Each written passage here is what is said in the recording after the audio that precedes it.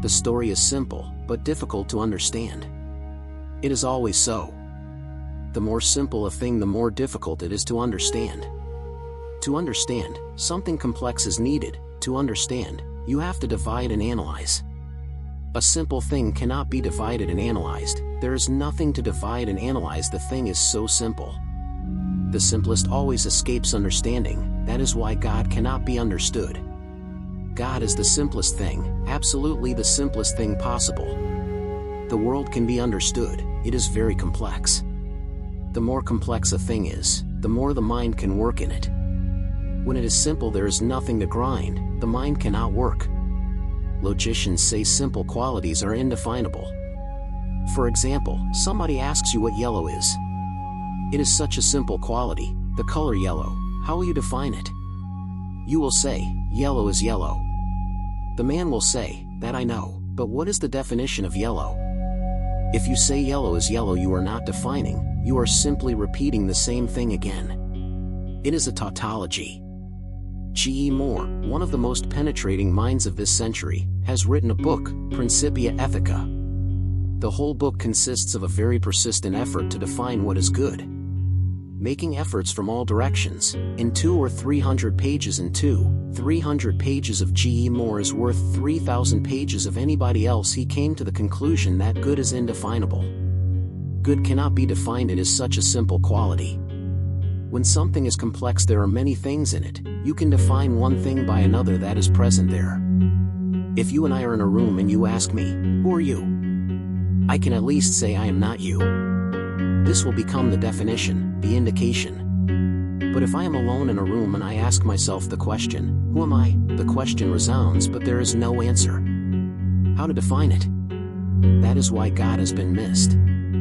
Intellect denies it, reason says no. God is the simplest denominator in existence, the simplest and the most basic. When the mind stops, there is nothing other than God. So how to define God?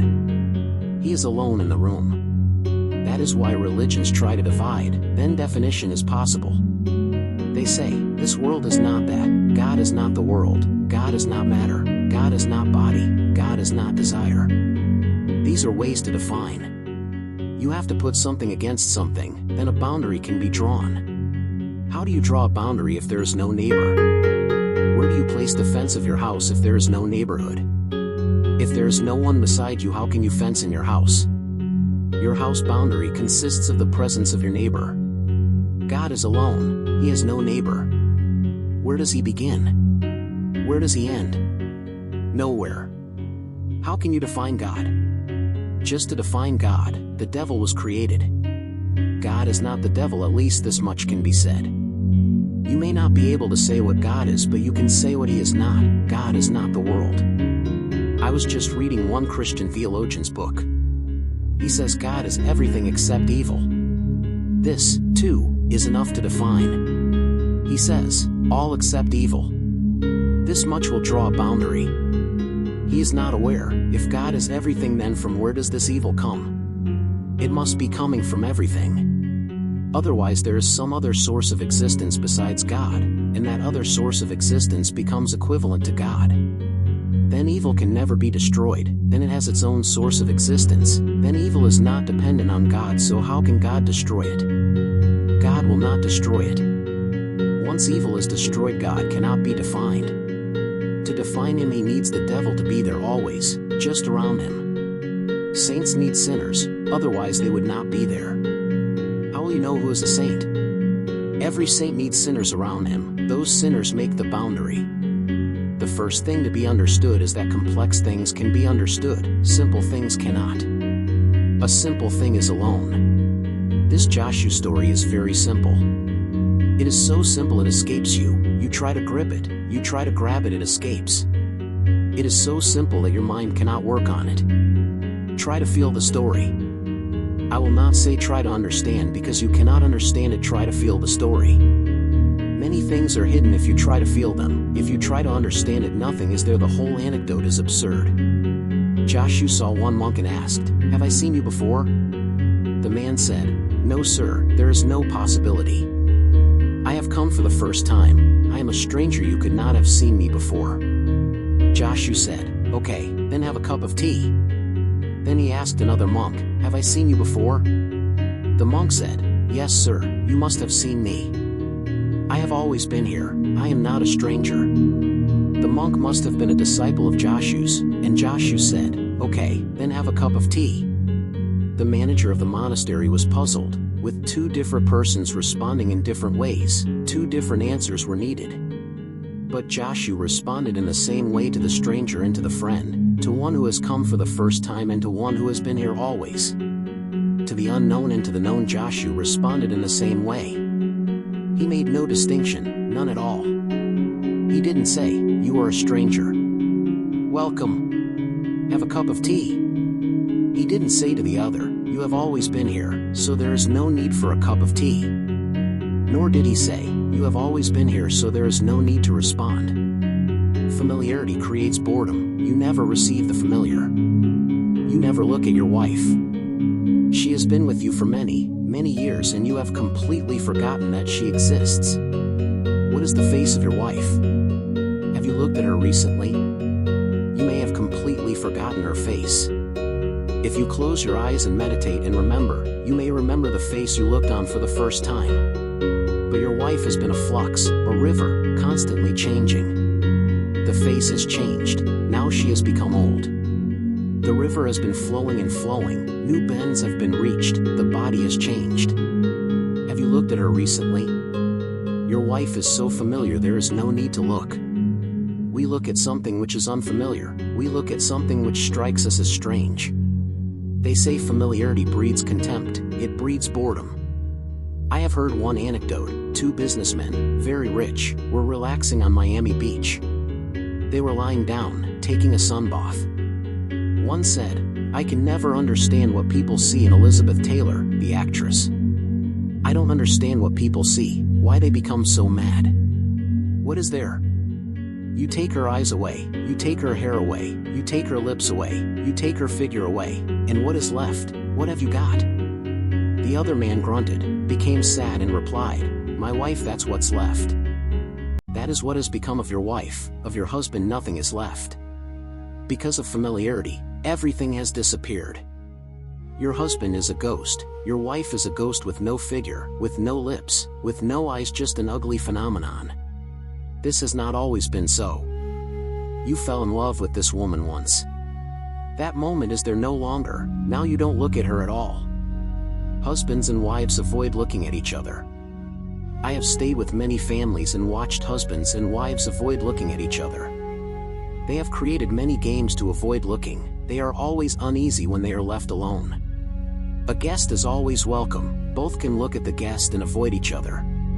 Joshu seems to be absolutely different, behaving in the same way with a stranger and a friend.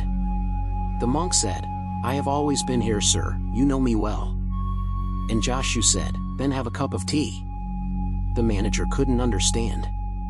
Managers are always stupid. To manage, a stupid mind is needed. And a manager can never be deeply meditative. It is difficult, he has to be mathematical, calculating, he has to see the world and arrange things accordingly. The manager became disturbed. What is this? What is happening? This looks illogical. It's okay to offer a cup of tea to a stranger, but to this disciple who has always been here. So he asked, "Why do you respond in the same way to different persons, to different questions?" Joshu called loudly, "Manager, are you here?" The manager said, "Yes, sir, of course I am here." And Joshu said, "Then have a cup of tea." This asking loudly, "Manager, are you here?" is calling his presence, his awareness. Awareness is always new, it is always a stranger, the unknown. The body becomes familiar, not the soul, never.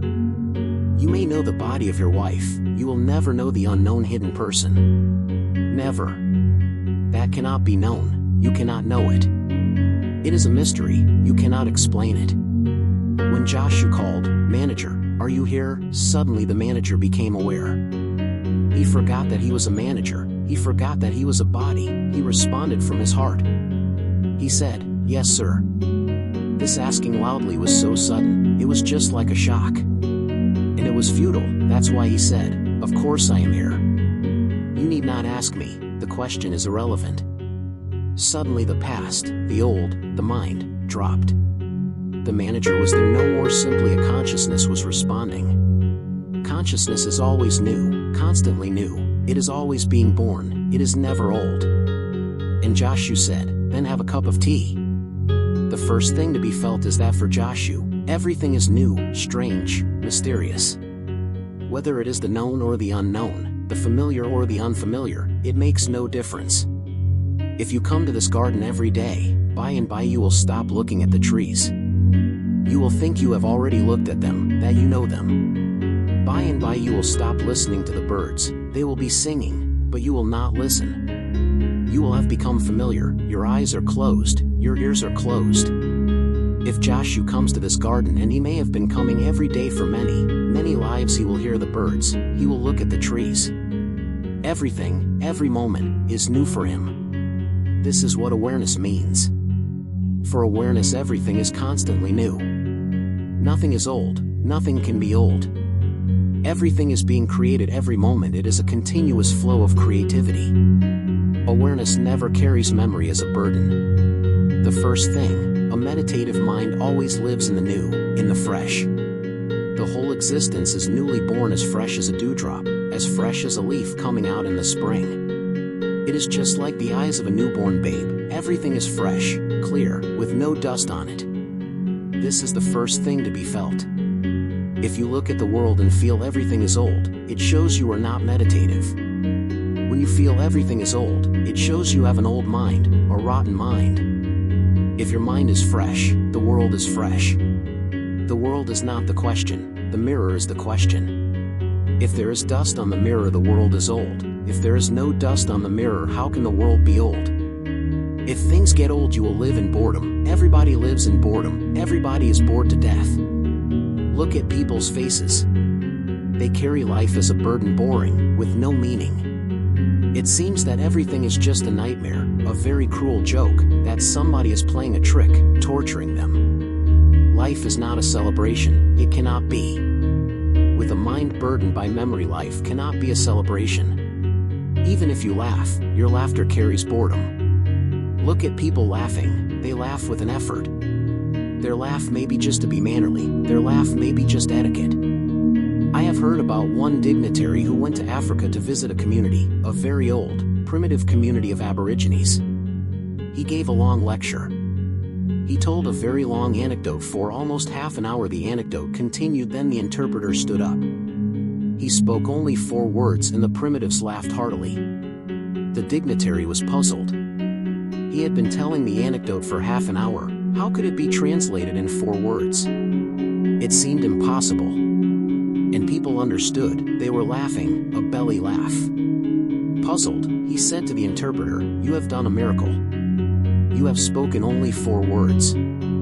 I don't know what you said, but how can you translate my story, which was so long, into only 4 words?" The interpreter said, "Story too long, so I say," he says, "joke, laugh." What type of laughter will come out? Just mannerly etiquette will come out, and this man has been laboring for half an hour. Look at people's laughter. It is a mental thing, they are making an effort, their laughter is false. It is painted, it is just on the lips, it is an exercise of the face. It is not coming from their being, from the source, it is not coming from the belly, it is a created thing. It is obvious that we are bored, and whatsoever we do will come out of this boredom and will create more boredom. You cannot celebrate. Celebration is possible only when existence is a continuous newness, and existence is always young. When nothing grows old, when nothing really dies because everything is constantly reborn, it becomes a dance. Then it is an inner music flowing. Whether you play an instrument or not is not the point, the music is flowing. I have heard a story. It happened in Ajmer. You must have heard about one Sufi mystic, Moinuddin Chishti, whose dargah, whose tomb, is in Ajmer. Chishti was a great mystic, one of the greatest ever born, and he was a musician. To be a musician is to be against Islam because music is prohibited. He played on the sitar and on other instruments. He was a great musician and he enjoyed it. 5 times every day, when a Mohammedan is required to pray the 5 ritual prayers, he wouldn't pray, he would simply play on his instrument. That was his prayer. This was absolutely anti-religious, but nobody could say anything to Chishti. Many times people would come to tell him so, and he would start singing, and the song would be so beautiful they would forget completely why they had come. He would start playing on his instrument, and it would be so prayerful that even scholars and pundits and Maulvis who had come to object wouldn't object. They would remember at home. When they were back at home, they would remember why they had come. Chishti's fame spread over the world. From every part of the world, people started coming. One man, Jilani, himself a great mystic, came from Baghdad just to see Chishti. When Chishti heard that Jilani was coming, he felt, to pay respect to Jilani, it will not be good to play my instrument now. Because he is such an orthodox Mohammedan, it will not be a good welcome. He may feel hurt. So only for that day, in his whole life, he decided he would not play, he would not sing. He waited for morning, and in the afternoon Jilani came. Chishti had hidden his instruments. When Jilani came and they both sat in silence, the instruments started to make music. The whole room was filled. Chishti became very puzzled over what to do. He had hidden them, and such music he had never known before. Jilani laughed and said, "Rules are not for you, you need not hide them. Rules are for ordinary people, rules are not for you, you should not hide them. How can you hide your soul? Your hands may not play, you may not sing from your throat, but your whole being is musical. And this whole room is filled with so much music, with so many vibrations that now the whole room is playing by itself. When your mind is fresh, the whole existence becomes a melody. When you are fresh, freshness is everywhere and the whole existence responds. When you are young, not burdened by memory, everything is young and new and strange. This Joshu is wonderful. This has to be felt deeply, then you will be able to understand. But that understanding will be more like feeling than understanding, not mental but from the heart. Many more dimensions are hidden in this story. Another dimension is that when you come to an enlightened person, whatsoever you say makes no difference, his response will be the same. Your questions, your answers are not meaningful, not relevant, his response will be the same. To all the three, Joshu responded in the same way because an enlightened person remains the same. No situation changes him, the situation is not relevant. You are changed by the situation, you are completely changed, you are manipulated by the situation. Meeting a person who is a stranger, you behave differently. You are more tense, trying to judge the situation. What type of man is this? Is he dangerous, not dangerous? Will he prove friendly or not? You look with fear. That's why with strangers you feel an uneasiness. If you are traveling in a train, the first thing you will see is passengers asking each other what they do, what their religion is, where they are going. What is the need of these questions? These questions are meaningful because then they can be at ease. If you are Hindu and they are also Hindu, they can relax. The man is not very strange. But if you say that you are Mohammedan, the Hindu becomes tense. Then some danger is there, some stranger is there. He will make a little space between you and him. He cannot be at ease, he cannot relax. He may even change his seat. But even a Mohammedan is religious. If you say, "I am an atheist, I am not religious at all, I don't belong to any religion," then you are even more of a stranger. An atheist? Then he will feel that just sitting by your side he will become impure. You are like a disease, he will avoid you. People start asking questions not because they are very curious about you, no, they just want to judge the situation, whether they can relax, whether they are in a familiar atmosphere or if something strange is there. They are on their safeguard and this is their inquiry for safety. Your face changes continuously. If you see a stranger you have a different face. If you see a friend, immediately the face changes. If your servant is there you have a different face. If your master is there you have a different face. You continuously change your masks because you depend on the situation. You don't have a soul, you are not integrated, things around you change you. That is not the case with a Joshu. With a Joshu, the case is totally different. He changes his surroundings, he is not changed by his surroundings. Whatsoever happens around him is irrelevant, his face remains the same, there is no need to change the mask. It is reported that once a governor came to see Joshu. Of course, he was a great politician, a powerful man, a governor. He wrote on a paper, "I have come to see you, his name, and governor of this and this state." He must have knowingly or unknowingly wanted to influence Joshua.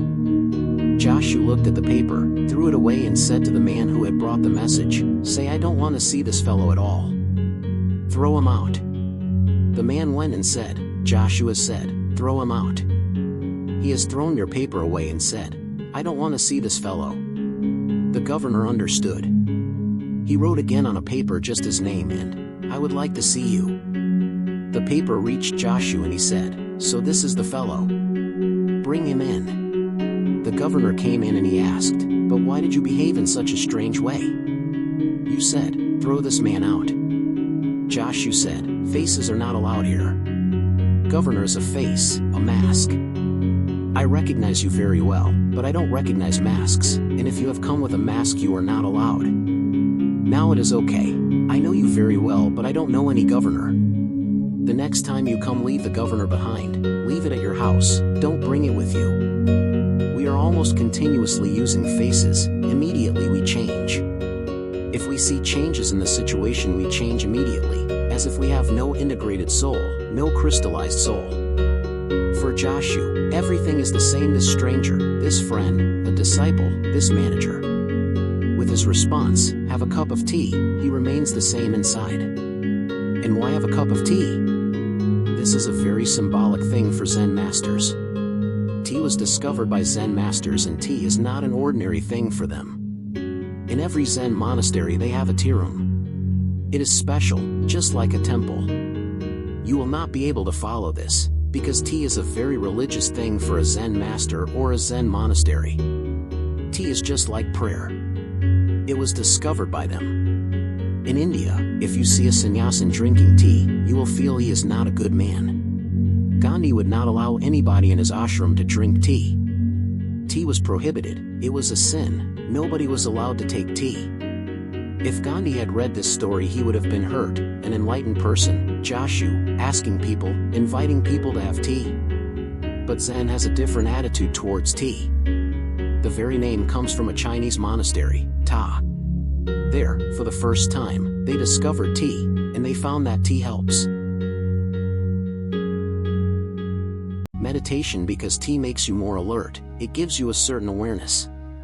That's why if you take tea you will find it difficult to go to sleep immediately. They found tea helps awareness, alertness, so in a Zen monastery tea is part of meditation.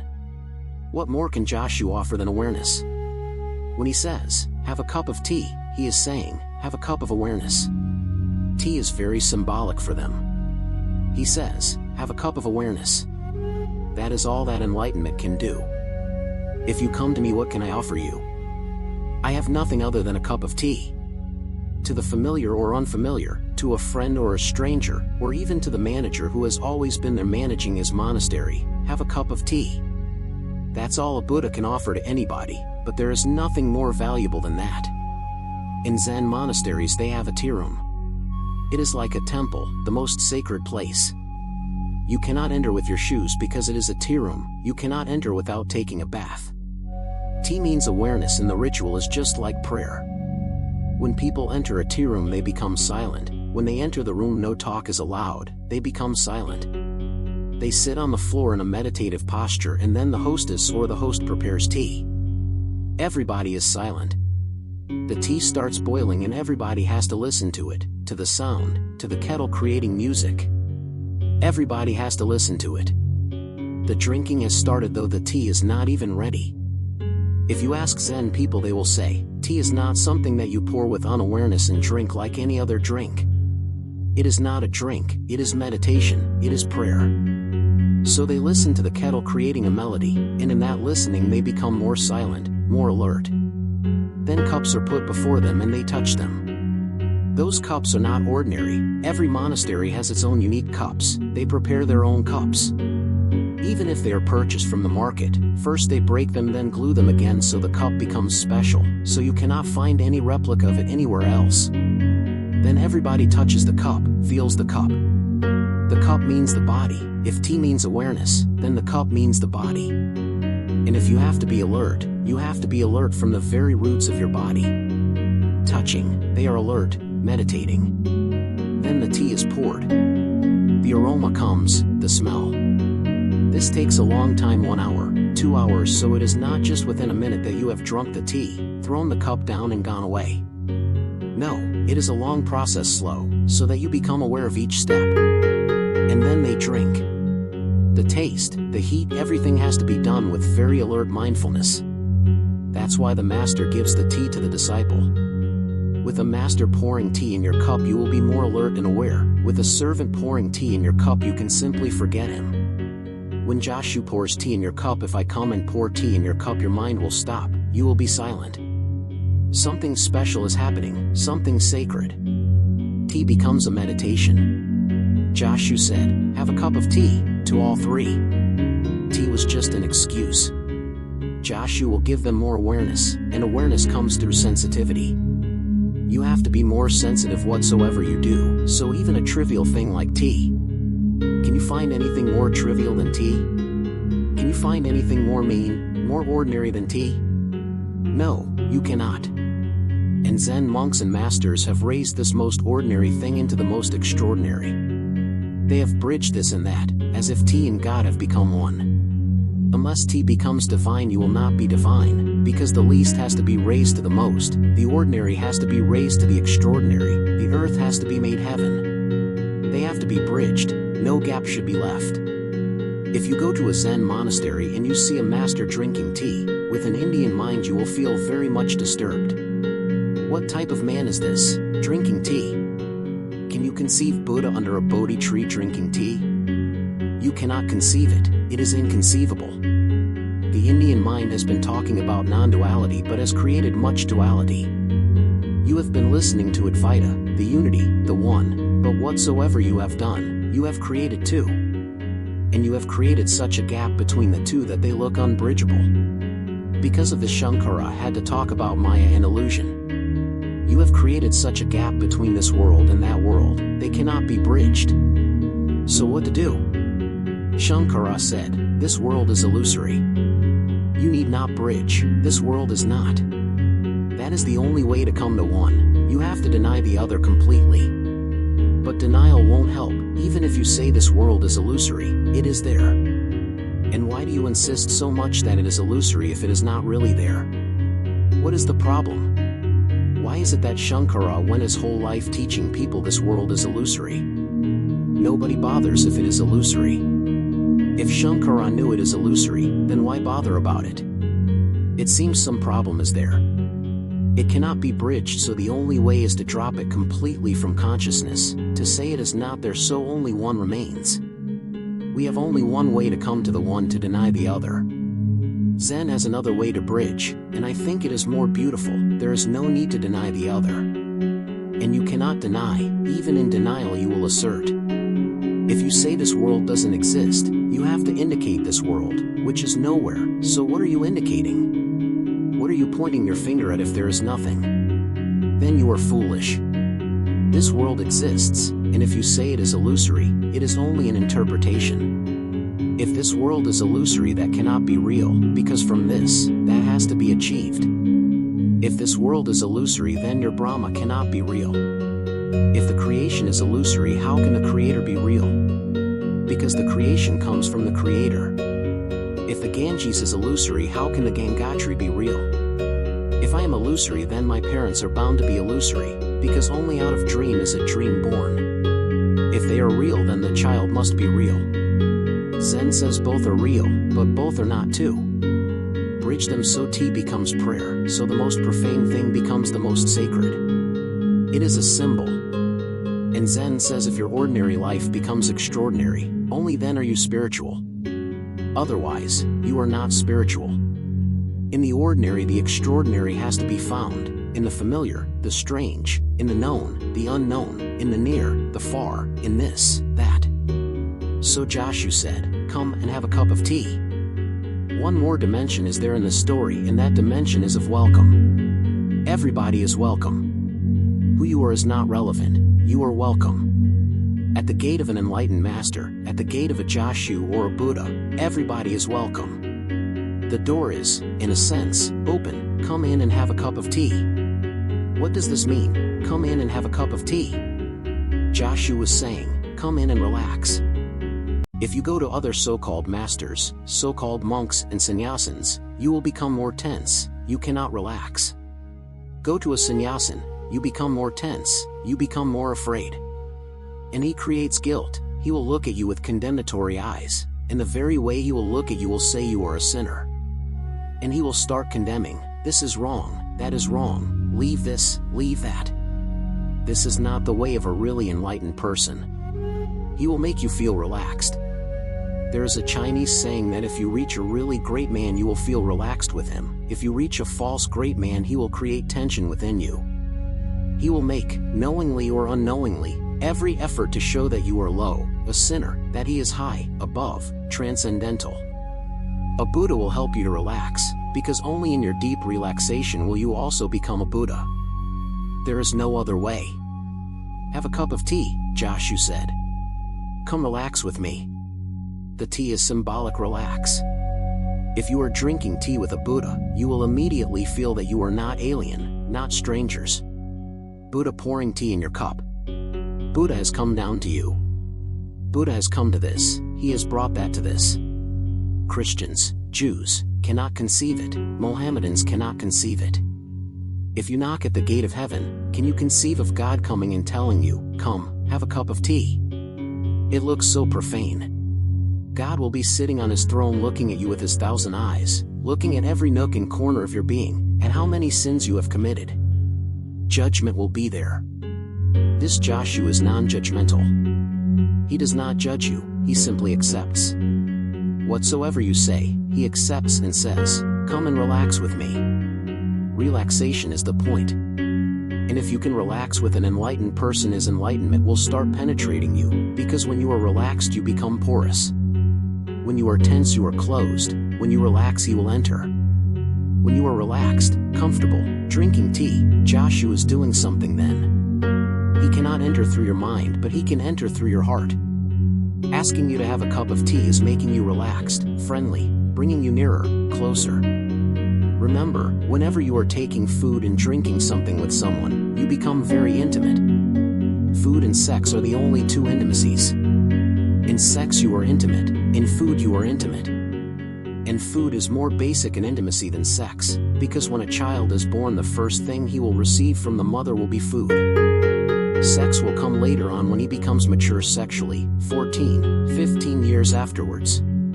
The first thing you received in this world was food, and that food was a drink. So the first intimacy known in this world is between a mother and a child. Joshua was saying, come, have a cup of tea. Let me become your mother. Let me give you a drink. And a master is a mother. I insist that a master is a mother. A master is not a father, and Christians are wrong when they call their priests father, because father is a very unnatural thing, a societal phenomenon. The father doesn't exist anywhere in nature except in human society. It is a created thing, a cultured thing. The mother is natural. It exists without any culture, education, society. It is there in nature. Even trees have mothers. You may not have heard that not only does your mother give you life, but even a tree has a mother. They have been experimenting in England. There is a special lab, Delaware, where they have been experimenting with plants, and they have come to discover a very mysterious phenomenon. If a seed is thrown in the soil, and the mother from where the seed has been taken is near, it sprouts sooner. If the mother is not near, it takes a longer time.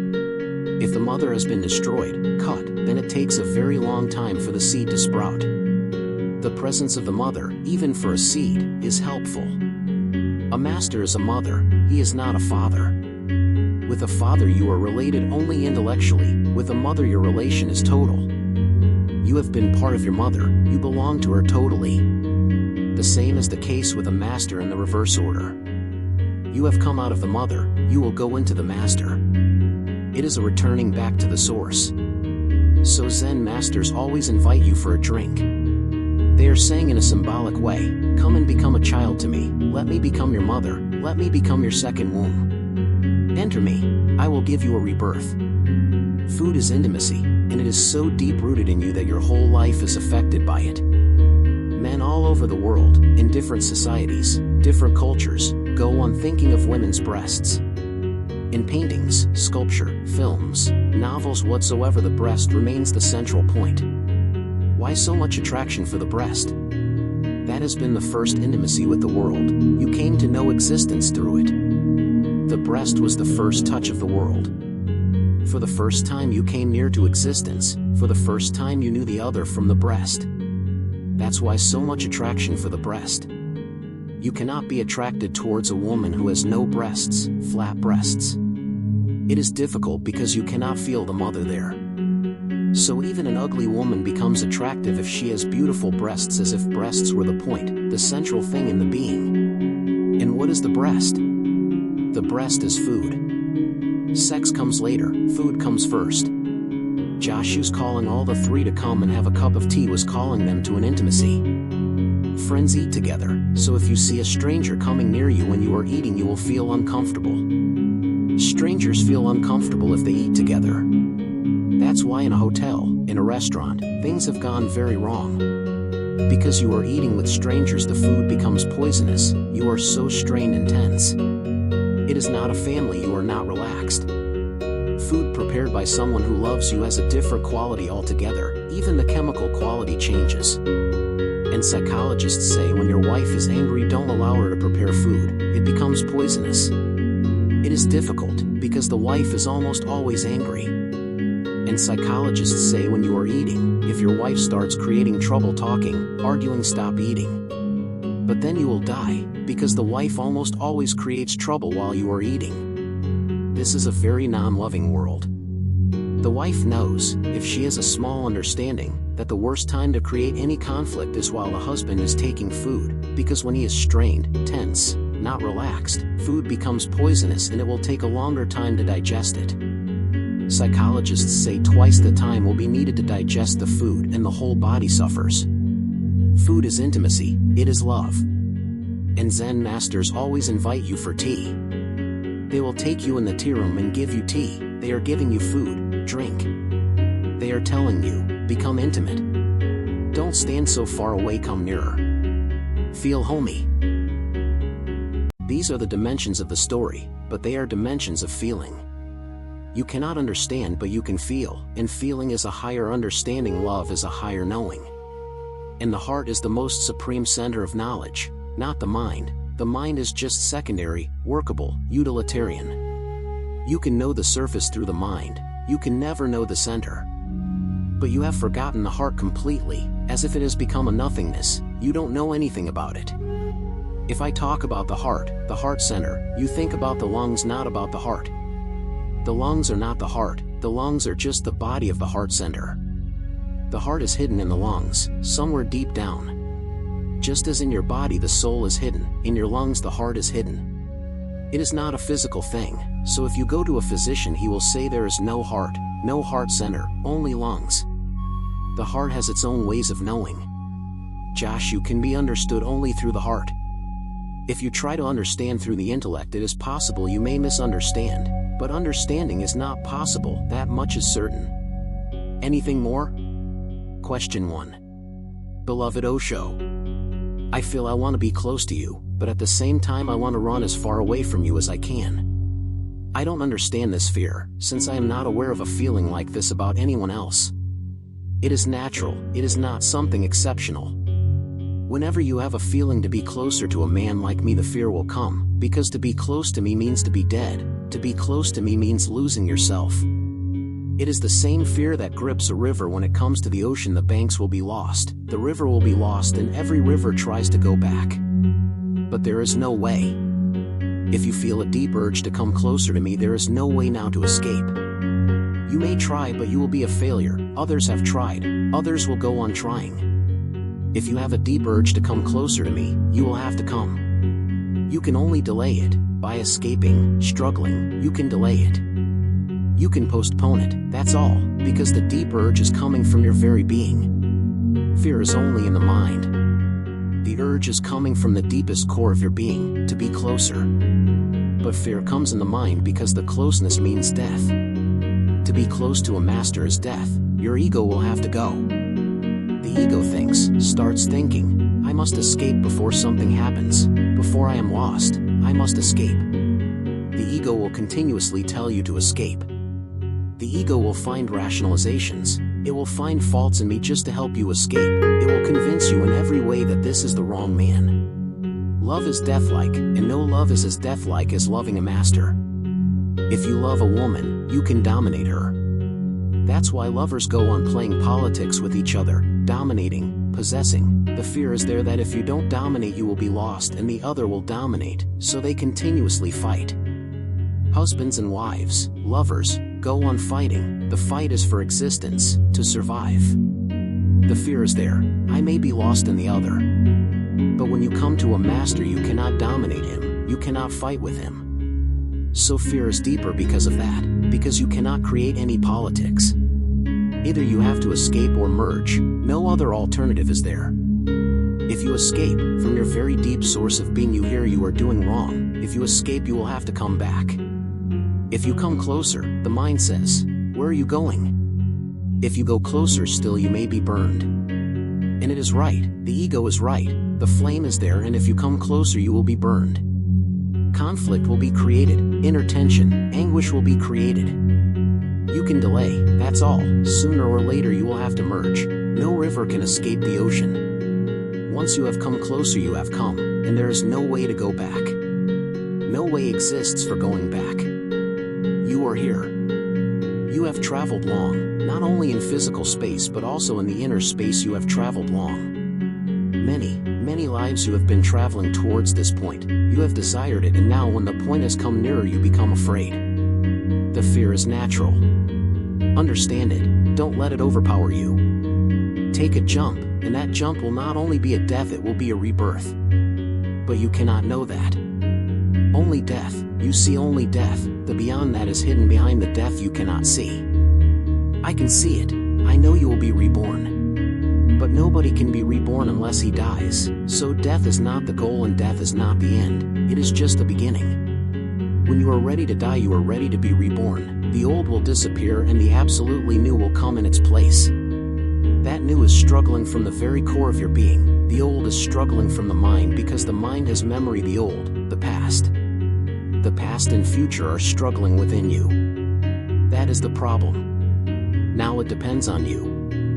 If you are being overpowered by the past then you will delay, postpone, and you can delay it for many lives. This is not the first time you have delayed, many times you have missed before. Many times you have come across a Buddha, a Mahavira, a Jesus, and you escaped. You tried to avoid, you closed your eyes. Again and again you have been playing that game. But the game is natural to you I say, because you can see only death. The river can only see that she will dissolve, she cannot see that she will become the ocean. How can she see? That oceanic existence will be only when the river is no more, so the river cannot see. When your ego is no more, only then will you know who you are. Don't allow the fear to overpower you, allow love to overpower you. Love comes from the center, fear always comes from the periphery. Don't allow this periphery to be dominant. And what have you got to lose? Even if there is no rebirth there is rebirth, but I say even if there is no rebirth and you simply die, what have you got to lose? What will be lost? What has the river got that is worth preserving? The life through the hills has been just a struggle, the life through the plains has been just a dirty passage. What has the river got to lose in the ocean? Nothing. So think about it. What have you got to lose if you come closer? Your suffering? Your madness? What have you got to lose? There is nothing to lose, but we never look within to see that we have got nothing to lose because that too gives fear. You like to think that you have got much to lose, that a treasure is there, and you will never look. There is no treasure, the house is empty, there has never been anything. But you are so afraid, you never look, because you know that there is nothing. Even a beggar dreams that he is an emperor, in dreams he becomes an emperor, enjoys. And then he is afraid, what if the kingdom is lost?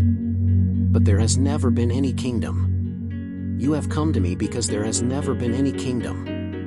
You have nothing to lose, and now you become afraid. Look at the tricks of the mind, the deceptions of the mind, look into them. A man entered a pet shop. He looked around, and he asked the shopkeeper, "How much will that big dog cost?" It was a very ferocious-looking Alsatian. The man said, 500 rupees. That was too much for him, so logically he said, "And how much will this small fellow cost?" It was another dog of a smaller size. The shopkeeper said, 1,000 rupees. The man tried still further. He said, "How much is this tiny one?" It was a very small dog. The man said, 2,000 rupees. The man became very puzzled and disturbed, and then he asked, "How much will it cost if I don't purchase anything? The rates are going higher and the dog is disappearing. If I don't purchase anything, how much will it cost?" That is your fear. What will happen if you come closer to me? Nothing will happen because you have nothing to lose. And everything will happen, because once this nothing is lost, everything becomes possible.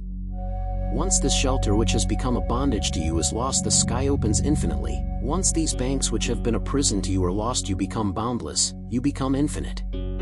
Let the river move, unafraid, into the unknown, the uncharted. Death will be there, but death is always followed by rebirth. Die and be reborn, lose yourself and find. Fear comes from the mind, love comes from your heart, listen to the heart. It happened once in a great palace of a king that there was a musical organ. He loved it very much, but something had gone wrong, and the organ was so unique that nobody knew how to fix it. Nobody had ever seen one like it. This king had heard the organ when he was a very small child, when his father was alive, and since then something had gone wrong. But he loved the organ so much that he used to keep it in his room. It was beautiful, even from the outside it was beautiful. Many experts were called in vain. They made many efforts and things went from bad to worse. The organ was more and more destroyed. The king lost hope, the organ could not be fixed. Then suddenly one day a beggar appeared. To the doorkeeper he said, "I have heard that something has gone wrong with the organ. I can fix it." The doorkeeper had the urge to laugh, because great experts from many capitals of the world had come, great musicians. They couldn't find what was wrong. They couldn't even recognize what type of organ this was and what type of music was created by it. It was so complex. He had the urge to laugh, but he looked at the beggar, and the voice, the beggar's eyes, seemed to be authentic. He was absolutely confident. He was a beggar, but his face looked majestic. The doorkeeper's mind was saying, "It will be a wastage again," but his heart said, "This man seems so confident. What is wrong if he tries?" So he took him to the king. Looking at the beggar, the king laughed, and he said, "Are you mad? Every type of expert has tried and failed. You must be mad. You think you can fix it?" The beggar said, "Nothing more, no more harm can be done. The organ is already out of order, absolutely. I cannot harm it anymore, so what is the harm if you give me a chance?" The king thought, he is right, because nothing more harmful can be done. So he said, "Okay, you try." For many days the beggar disappeared behind the organ. He was working and working and working, and suddenly, one midnight, he started playing on the organ. The whole palace was filled with an unknown melody, something so divine that everybody ran to see. The king came out of his bedroom and said, "You have done it. It must have been very difficult. It was almost impossible. You have done a miracle." The man said, "No, it was not difficult because in the first place I made it. In your father's time I made this organ, so it was not difficult. If you are ready, for one thing, no more harm can be done to you. You are already harmed. I cannot harm you any more than you have been harmed, this much is certain. Look at my eyes and feel my voice, give me a chance. It is not difficult, I say to you. Once one is dissolved into the infinite, he is at the source of the thing from where he has come. I am not there. If I were there, if the ego were there, then it would be difficult. There is no expert in me, the expert died long ago. The ego is the expert, I don't know anything. I am not there, I have disappeared, the ocean exists, God exists, not I. In the first place, you are close to that thing from which you have come, and for God, nothing is impossible. In the first place, He created you. And I am not there, because otherwise it would be a very difficult thing. If I am there, I will harm you. The ego can only harm. Experts can only destroy, they cannot fix you. You have been with many experts and they have done every type of thing that was possible. Now you are beyond repair.